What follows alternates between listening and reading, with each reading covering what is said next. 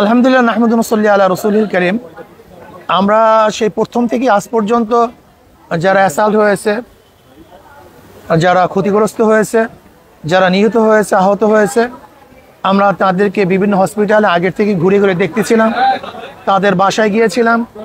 তারই অংশবিশেষ আজকে আমরা পঙ্গুতে এসেছি। মাঝখানে যেহেতু অনেকগুলি হসপিটালে গিয়েছিলাম, এখানে যেহেতু তারা ভালো আছে, অনেক জায়গায় দেখা যায় যে এমন হসপিটালও আছে যেখানে চিকিৎসা হচ্ছিল না, সেগুলি দেখার জন্য আমরা চেষ্টা করেছি।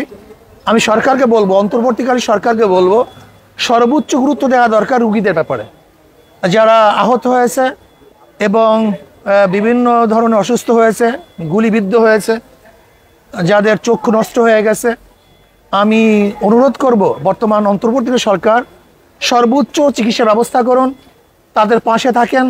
যদি বাংলাদেশে চিকিৎসা না থাকে, এরকম কিছু দেখলাম যাদের অবস্থা খুবই খারাপ, যেমন আল কারিমে একজন আমি দেখলাম হসপিটালে আছে যাদের ঘাড়ের মেরুদণ্ড ভেঙে গেছে, যেটা আমাদের দেশে বাংলাদেশে চিকিৎসা হবে বলে আমার মনে হয় না।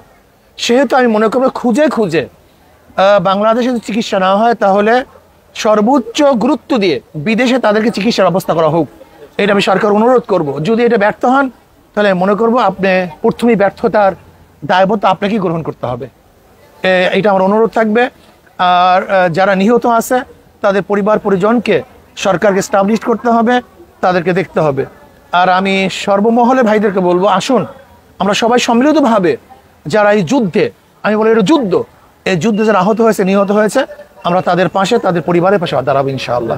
অন্তর্বর্তী সরকার এবং নতুন কিছু উপদেষ্টা নিযুক্ত হয়েছে গতকালকে, পুরো অন্তর্বর্তী সরকারটা আপনার কাছে কেমন দেখছেন এখন পর্যন্ত? দেখেন, এদের কাজকর্ম এখন পর্যন্ত আমরা দেখি নাই, আগেই মন্তব্য করা খুবই কঠিন। তবে আমি আশা করব যেন তারা ভালো, জনগণ যে বৈষম্য বিরোধী আন্দোলন করেছেন, সেই জনগণের আশা আকাঙ্ক্ষা যেন তারা পূরণ করেন, এই দিকে তাদেরকে লক্ষ্য করার জন্য আমি অনুরোধ করব। আমরা একটা জিনিস দেখতে পেলাম যে অন্তর্বর্তীকালীন সরকার খুব অল্প দিন গঠন হয়েছে, এর মধ্যে কি মন্ত্রণালয় চেঞ্জ করা হয়েছে? স্বরাষ্ট্র মন্ত্রণালয়ের দায়িত্ব পেয়েছেন সাখাওয়াত হোসেন, তিনি তাকে চেঞ্জ করা হয়েছে, চেঞ্জ করে তাকে পাক মন্ত্রণালয় দেওয়া হয়েছে। এটা আসলে কি হবে? আমি বলবো এরকম ঘন ঘন চেঞ্জ যেন করতে না হয়, আগের থেকে সতর্ক হয়ে তারপরে দায়িত্ব প্রদান করা উচিত। যদি বারবার চেঞ্জ করা হয়, তাহলে মানুষ কিন্তু অন্তর্বর্তী সরকারের উপরে আস্থা হারিয়ে ফেলবে। এটা তাদেরকে উপদেষ্টা দেওয়া হয়েছে, এই বিষয়টা আপনারা কিভাবে দেখছেন? এখন আমি মন্তব্য করতে চাই না। আচ্ছা, আমি বলবো শুধু এতটুকু যে অনেক সময় পিছন থেকে, ব্যাক থেকে কাজ করা অনেক সহজ হয়। ইসলামী আন্দোলনকে দেখেছি এই যে বৈষম্য বিরোধী আন্দোলনের পর সাম্য ফিরিয়ে আনার জন্য যে একটা সাম্যের বাংলাদেশ তৈরি হয়েছে, সেখানে বিভিন্ন সম্প্রদায়ের সংখ্যালঘুদের পাশে অন্যান্য ইসলামী দলগুলোর পাশাপাশি ইসলামী আন্দোলনকেও দেখেছি আমরা সক্রিয়ভাবে মন্দির, গির্জা বা বিভিন্ন জায়গায় প্রোটেকশন দিতে। সামনের দিনগুলোতে সাম্প্রদায়িক বাংলাদেশ গড়ার ক্ষেত্রে ইসলামী আন্দোলনের ভূমিকা কি থাকবে? দেখেন, ইসলামী আন্দোলন না, ইসলাম তো সাম্যতা চায়, ইসলাম সবার অধিকার চায়। ইসলাম উখরিজাত লিন্নাস, মানবতার কল্যাণের জন্য আমাদেরকে বের করা হয়েছে। ইসলামের মধ্যে কল্যাণ, ইসলামের মধ্যে সাম্যতা, ইসলামের মধ্যে অধিকার। যদি ইসলাম প্রতিষ্ঠিত হয়ে যায়, তাহলে সমস্ত মানুষ, শুধু মানুষ নয়, সেখানে জানোয়ারও শান্তিতে বসবাস করতে পারবে। ওমর ইবনে খাত্তাব রাদিয়াল্লাহু বলেছেন, আমার খেলাফতের আমলে, আমার ক্ষমতার আমলে ফোরাতের কোলেও যদি একটা কুকুর না খেয়ে মারা যায়, আমাকে জবাব দিতে হবে।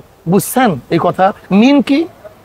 যে ইসলাম একটা জানোয়ারের প্রতিও খেয়াল রাখে, সেখানে মানুষ আশরাফুল মাখলুকাত, মানুষ তো অনেক ঊর্ধ্বে।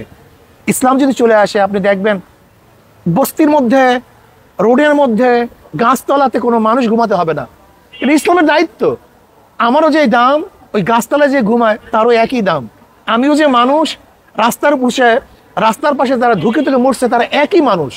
কাজে ইসলাম মানবতার মর্যাদা চায়, মানুষকে তারা উন্নয়ন করতে চায়। কাজে ইসলাম যদি চলে আসে, তাহলে মুসলমান, হিন্দু, বৌদ্ধ, খ্রিস্টান, গরিব, ধনী, শিক্ষিত, মূর্খ, পুরুষ, মহিলা, যার যে অধিকার, সমস্ত অধিকার বাস্তবায়ন হবে, এটা আমার বিশ্বাস। সাম্যতার কথা বলা হচ্ছে, 15 আগস্ট দেখেছি আমরা ধানমন্ডি 32-এ কাউকে শোক পালন করতে দেওয়া হয়নি, শিক্ষার্থীরা মানুষের ফোন চেক করছে এবং বেশ কয়েকজনকে আহত করেছে, গণমাধ্যমকেও ছবি তুলতে দেয়নি। এই বিষয়টি আপনি কিভাবে দেখেন? দেখেন, এটা হলো একটা প্রেক্ষাপট কিন্তু স্থায়ী কোনো সমাধান না। এটা স্থায়িত্ব বলতে কিছু নেই। এখানে একটা কিন্তু প্রতি বিপ্লবের কথা এসেছিল, যারা বিপ্লবী তারা কিন্তু প্রতি বিপ্লব হতে দিতে চায় না, তাহলে তো দেশ আরো সংঘাতের দিকে চলে যাবে। কিন্তু সাময়িক বিষয় কিন্তু স্থায়ী কোনো সমাধান না। শোক পালন করতে গিয়ে আবার বিপ্লব হওয়ার সুযোগ ছিল। হতে পারে, নিয়ে এটা আমি বলবো না হবেই, হতে পারে। এর জন্য আগের থেকে ডোরকে বন্ধ করা, এটা হতে পারে, এই হিসাবে হচ্ছে। বেশ কয়েকজনকে দেখেছি কানে ধরিয়ে উদ্বোস করে। আমি এটা বিস্তারিত কিছু বলতে চাই না, আমি শুধু বলতে চাই প্রতি বিপ্লব ফিরাবার জন্য যে সতর্কতা প্রয়োজন ছিল সেটা সে সতর্কতা অবলম্বন করছে। একটা বিষয়, ধন্যবাদ আপনার সবাইকে। জি জি। এই সরকার বসার পর থেকে দেশি বিদেশি বিভিন্ন রকমের ষড়যন্ত্র থেকে তাদের মোকাবেলা করতে হচ্ছে।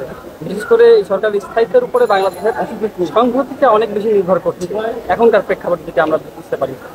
সেক্ষেত্রে এই সরকারের যে ষড়যন্ত্রগুলো হচ্ছে এর বিরুদ্ধে, এ থেকে তাদের হাতকে শক্তিশালী করা, অথবা বলতে পারেন যে আপনার নিজেদের পক্ষ থেকে পদক্ষেপ নেওয়া, কি ধরনের ব্যবস্থা আপনার মনে হয় যে আমরা সবাই সজাগ আছি, সচেতন আছি, কোনো অবস্থাতেই যেন বিদেশি কোনো শক্তি হস্তক্ষেপ করতে না পারে এবং করতে দেবো না ইনশাআল্লাহ।